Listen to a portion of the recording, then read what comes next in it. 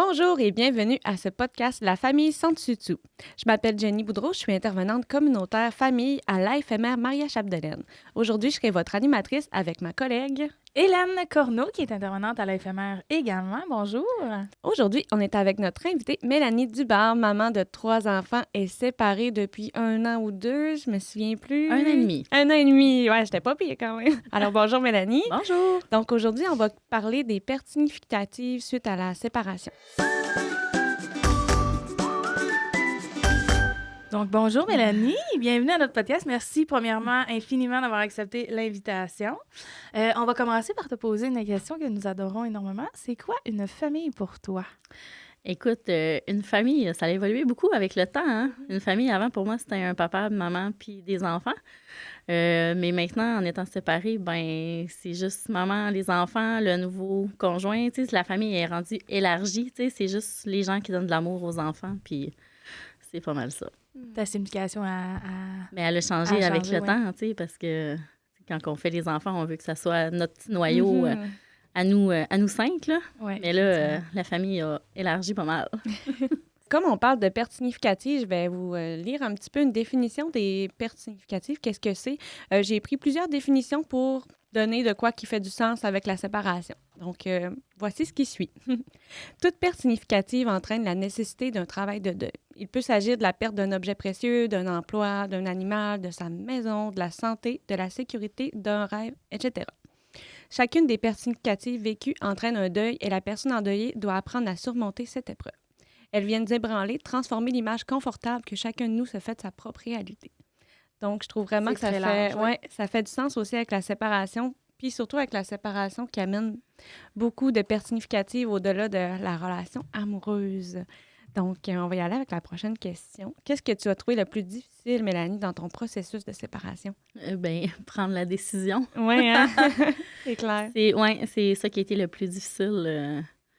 Ça a été long. C'est pas quelque chose que tu prends sur un coup de tête non plus. Dire, OK, je me lève un matin, c'est fini, puis on ne se revoit plus. Là. Non, c'est ça. Il y a quand même plusieurs étapes, surtout quand tu as des enfants, en fait. Oui. C'est ça. Ça rajoute quelques étapes, mettons. Ça a été un bon processus, une décision sur le long terme. Là. Vraiment.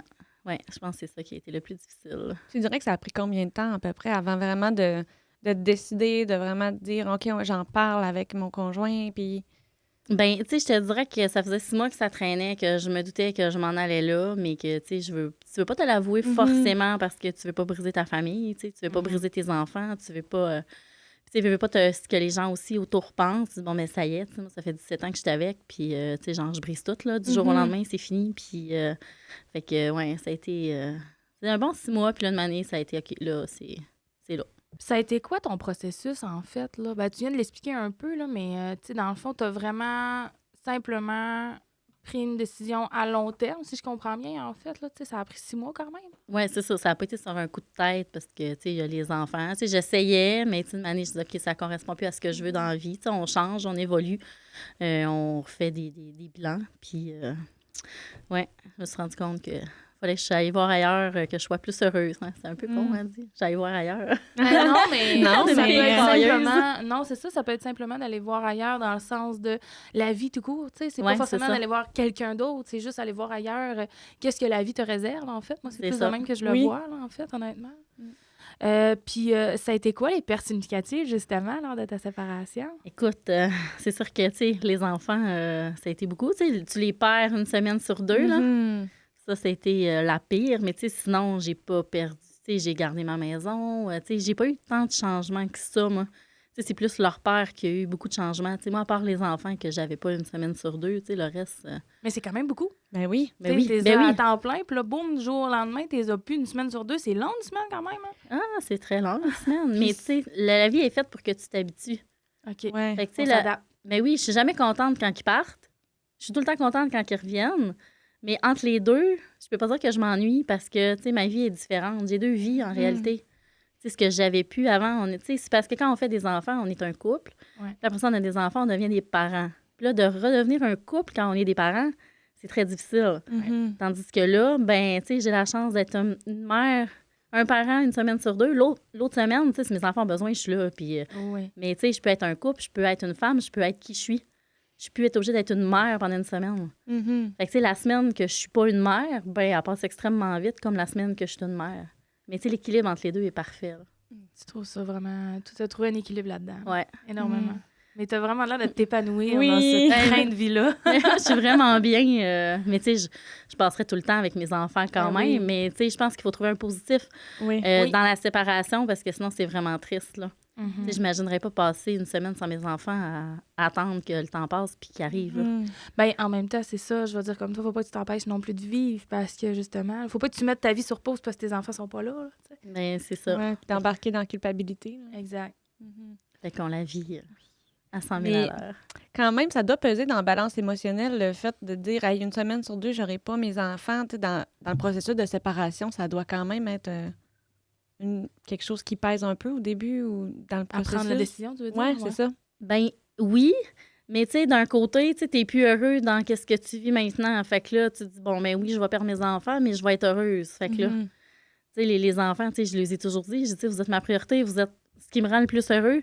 Mais tu sais, si moi, je suis pas heureuse, vous le serez pas non plus, tu sais. Non, effectivement. Fait que tu sais, il faut que maman soit heureuse avant que tout le monde soit heureux, là. Fait qu'en fait, c'est vrai. Tu sais. Mais oui, c'est triste de pas les voir. Mais tu sais, on dirait qu'à chaque fois qu'ils reviennent, ils ont tout le temps grandi, puis c'est différent.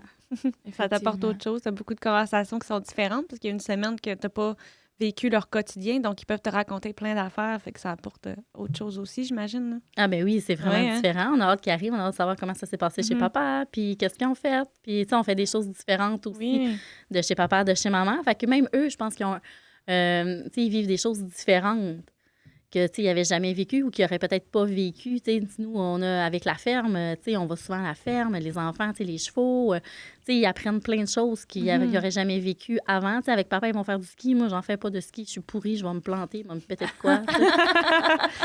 Tu sais, c'est parfait. Fait qu'avec papa, ils vont faire du ski, tu sais. Fait qu'ils font des choses différentes qu'ils n'auraient pas faites quand, si on avait été ensemble. T'as-tu l'impression de redécouvrir des enfants à chaque fois qu'ils reviennent? Non, pas les redécouvrir. Ben ça dépend. Parce que, tu sais, des fois, ils partent 12 jours en ligne, là, puis ça, c'est très long. Mais, tu sais, quand ils reviennent, des fois, je suis « Oh, mon Dieu, mais t'as bien grandi. » Tu sais, là, des fois, là, ma fille, elle me dépasse. Je suis « Oh, mon Dieu, t'as grandi. » Au début, à chaque fois qu'elle revenait, au bout d'une semaine, elle se mesurait. Elle avait hâte de me dépasser. On s'entend que je suis pas grande, là. Mais, tu sais, j'étais comme « OK, arrête, là. Une année, tu vas me dépasser, mais là, elle a 2 pouces de plus que moi. » Aïe, aïe, OK. Mais là, elle est contente, là. Ben oui. Tu sais, là, elle m'a dépassé, là. Et j'étais comme « Oh, mon Dieu, t'as vraiment grandi. » C'est capoté, là. On dirait qu'ils vieillissent à chaque fois. Tu sais, leur visage change. Quand on les voit tous les jours, on s'aperçoit pas qu'ils grandissent autant. Mais quand on est séparés d'eux autres, on s'en aperçoit. Ils pognent la maturité. Ils pognent... c'est différent, tu sais. Puis chez maman, chez papa, c'est différent. C'est 2 façons de fonctionner, tu sais. Fait que... ouais. C'est hot. Est-ce que tu as vécu ou tu vis encore la culpabilité suite à ta séparation? Bien, c'est sûr que la culpabilité a été là face aux enfants. C'est juste eux autres, parce que c'est eux autres les premiers qui ont un impact réel là-dessus. Moi, ma vie, elle change, mais eux, leur vie change puissance 8000. Là. C'est vraiment ça. Mais en même temps, tu peux pas vivre dans la culpabilité puis de dire, bon, mais je vais rester parce que je suis malheureuse, pour pas briser mes enfants. Mais c'est ça, c'est ta faute, c'est à cause de toi. Puis, il y a juste, je pense que c'est eux qui me faisaient sentir coupable plus que moi. Que je me sentais coupable parce que moi, j'étais bien dans ma décision puis je savais que c'était ça qu'il fallait que je fasse pour moi. Bien, c'est ça. Nous, les enfants, ils arrêtaient pas de dire « Mais vous chicaniez pas. On pouvait même pas se préparer. On vous voyait jamais chicaner. » Fait que, si on savait chicaner, bien, ils auraient dit « Ah, bien, peut-être que... » Mais, on chicanait pas devant vous autres.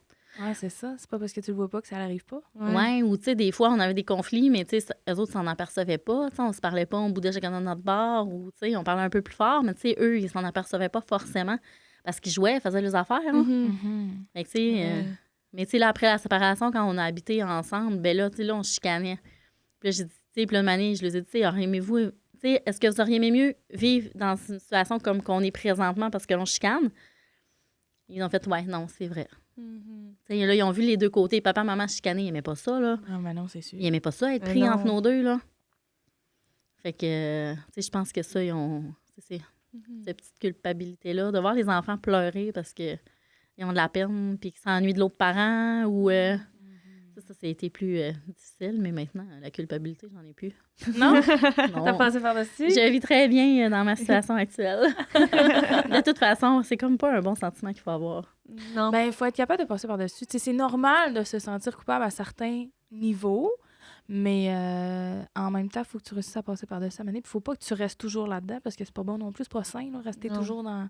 Tu te sens mal et tout. Tu sais, c'est un cercle vicieux un peu, là. Faut que tu sortes de là maintenant. On a parlé justement dans des podcasts. On plug tout le temps nos autres podcasts dans des podcasts. On a parlé de la culpabilité parentale. Très intéressant. On aimerait ça savoir aussi comment tu vis avec le fait de devoir partager tes enfants. Là, on a mis des petits guillemets là, au mot partager parce qu'on n'aimait pas tant le terme, mais ça reste que c'est ça, tu sais, du temps parental. C'est des fois, les enfants sont avec papa, des fois sont avec maman. Comment tu vis avec ça? Bien, le fait que ce soit avec papa, tu sais, c'est correct parce que, tu sais, moi, j'ai mon temps toute seule, puis ça, j'apprécie ça. Qu'est-ce qui était plus dur, c'est de décrocher, si je peux dire, de OK, ben tu sais, moi, je compte ça, mais papa, lui, le fait. Ouais, OK. Tu sais, de ne pas pouvoir gérer tout ce qui se passait, là. Tu sais, ça, j'ai trouvé ça, tu sais, j'ai vraiment eu de la misère avec ça. Mais tu sais, pour le reste, tu sais, je trouve ça quand même bénéfique, là. Tu sais, papa, il y a quelqu'un dans sa vie, maman a quelqu'un dans sa vie, ça apporte autre chose à mes enfants. Tu sais, la personne qui est avec leur père, ben tu sais, je suis contente parce que ça apporte une autre figure maternelle à mes enfants, puis ça apporte une figure maternelle différente de moi parce que c'est une personne totalement à l'opposé. La même chose que mon chum avec leur père. Fait que, tu sais, ça apporte deux figures paternelles, tu sais, qui sont différentes, qui peuvent leur apporter un soutien ou, tu sais, autre chose dans certaines situations. Fait que, tu sais, moi, partager, tu sais, c'est pas vraiment un partage, on l'a fait à deux. Oui, effectivement. C'est vrai. Mais je trouve ça intéressant ce que tu dis par rapport à il a fallu que je lâche prise sur ce qui se passe chez papa. Comment tu as fait justement pour lâcher prise du fait que tu n'avais pas le contrôle de ce qui se passait chez papa? Mais après plusieurs chicanes. Tu sais, une année, je sais que je peux pas parce que là, je m'inquiétais tout le temps pour mes enfants. OK, va-tu faire ça? Il sait que je compte ça, il sait que je veux pas ça, il sait.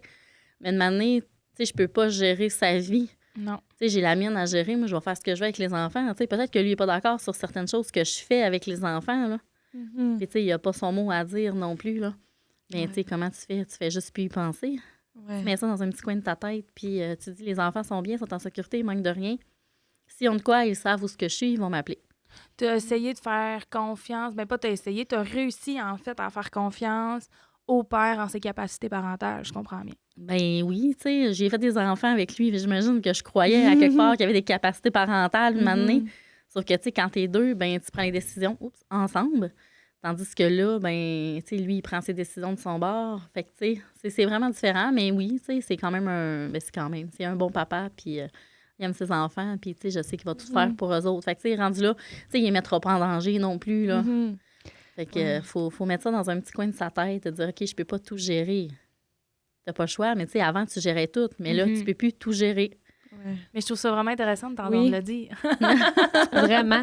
Dans le fond, tu te ramènes vraiment beaucoup à la base. Là, ils sont nourris, ils sont logés, ils sont en sécurité, papa en prend soin.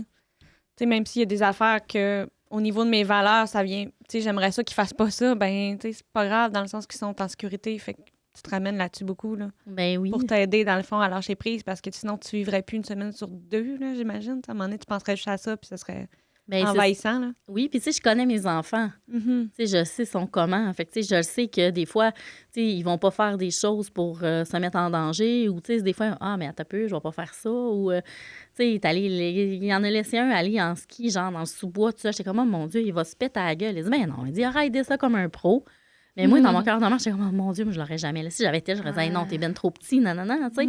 Ah ouais, go, vas-y. Mais lui, il était content de le faire, là. Oui, c'est sûr. J'étais comme, OK, c'est correct. Tu sais, j'étais pas là.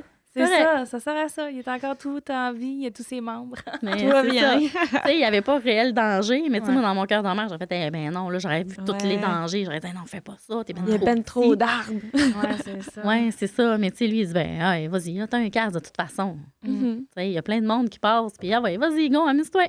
Ouais. Mais tu sais, il a réussi son sous-bois, puis il a perdu ses skis, il a dormi, il est reparti, puis il était fier. Oui, c'est sûr. Fait que c'est correct, il faut que tu fasses confiance à tes enfants aussi. Tu sais, les enfants aussi ensemble, la communication est quand même super bonne, fait que tu sais, ils peuvent m'appeler n'importe quand chez leur père, puis tu sais, la même chose, ils appellent leur père n'importe quand, puis... Ouais, ça, c'est sûr, ça facilite la vie quand les enfants ils ont le droit d'appeler leur autre parent. Oui, vraiment. Quand ils sont pas avec eux, là, ça, c'est sûr que c'est très...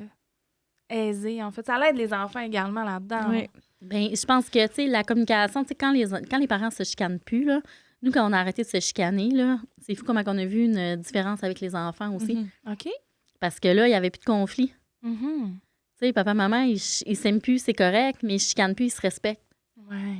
Tu sais, on s'est aimés, l'amour a juste changé. Tu sais, j'ai autant de respect pour leur père que j'en avais quand j'étais avec, là. Mm-hmm.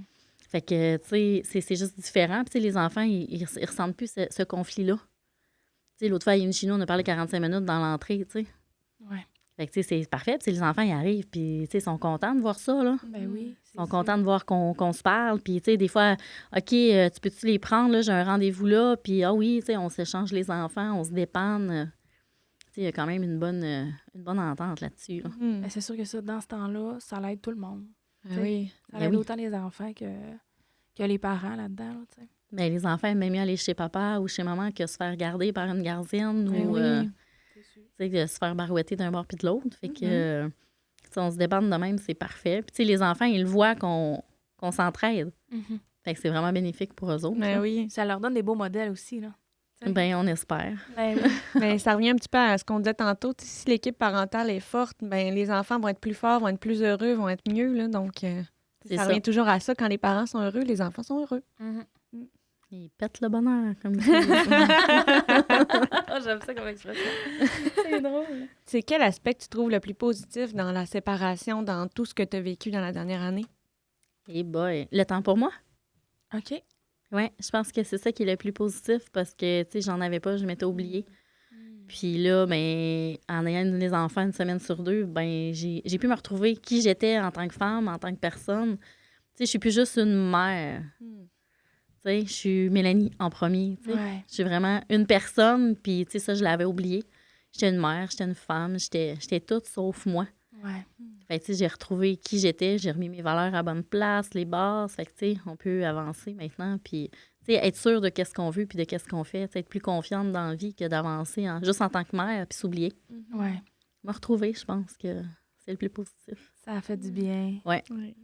T'es très belle à voir aller. Oui, tu sembles très épanouie. Évidemment, on n'est pas obligé de se séparer pour se retrouver. On peut essayer de trouver du temps autre qu'en se séparant. Mais je trouve que le message que tu envoies aujourd'hui, c'est vraiment beau parce que justement, ça, je pense que les gens qui vont écouter ce podcast peuvent donner, c'est aussi simple, une lueur d'espoir, en fait, de se dire que là, peut-être qu'aujourd'hui, présentement, ta séparation ou peu importe, ta situation, tu la trouves super difficile puis tu vois peut-être tout un peu en nuage. Tu sais, t'es comme d'une brume.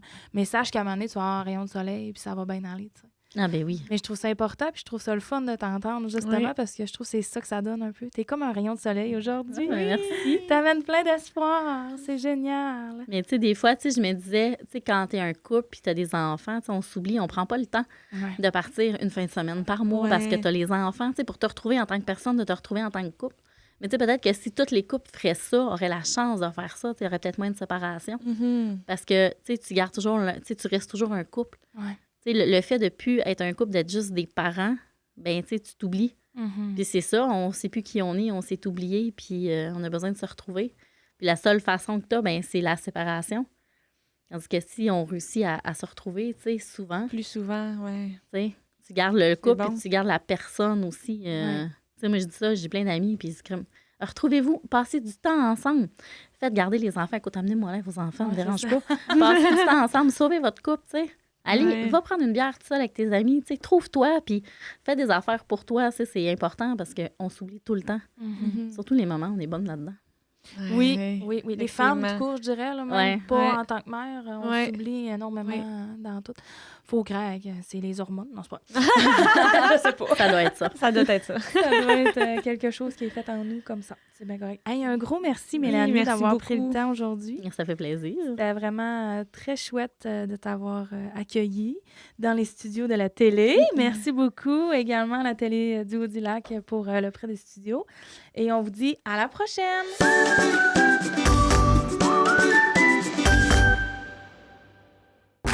Ce balado est produit en collaboration avec la Télé du Haut-du-Lac.